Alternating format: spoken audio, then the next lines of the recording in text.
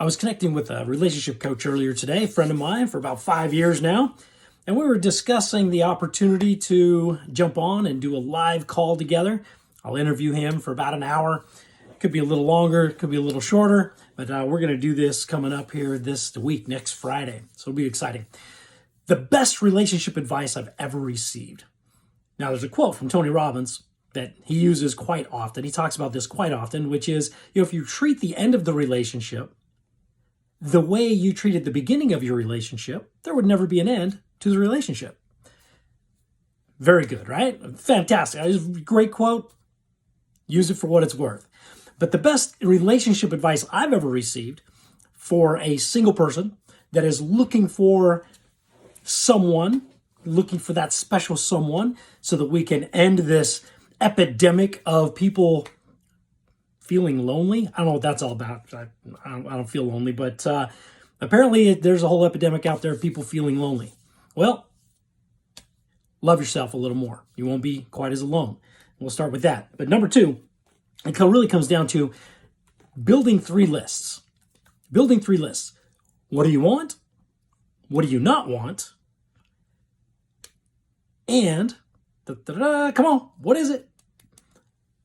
The list of the type of person you have to become in order to attract that person into your life.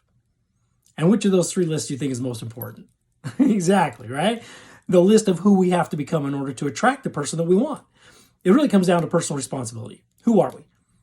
What are we going to take personal responsibility for? Are we going to step up? We're going to do the work? Or are we just going to expect that, oh, okay, somebody's being prepared for me and they're just going to show up and one day we're just going to meet and happily ever after? No. You got to work on yourself. You got to work on yourself in order to attract the type of person that you want. Unless you want to attract the type of person that requires no work on your part. I don't know. Some of us are lazy. Maybe we don't want to do any work. So there, right? But put your best practice. I would love to hear your best piece of advice. Put it in the comments below. I'd love to hear it. And then there's one final step to this whole list process, and that is writing a love letter to your significant other as if you have already attracted them into your life, as if they are already your significant other. They're already your partner. They're already all in for you, right? All right, list number 1, what do I want? List number 2, what do I not want? List number 3, who do I have to become in order to attract that into my life? Condense your lists into the top 10. Top 10 of what I want, top 10 of what I don't want, top 10 of who I have to become in order to attract it. Get to work on that list of 10 of who you have to become in order to attract the person that you want. And then, of course, read regularly what you want, what you don't want, so that you are very specific. We're coming right back to that reticular activating system. When we tell our brain what is important, we start to look for it. We start to find it. The brain is working behind the scenes. It's working when you're sleeping. It's working when you're awake. It's doing the work for you.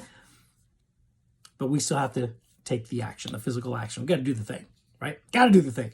All right. Hope this helps.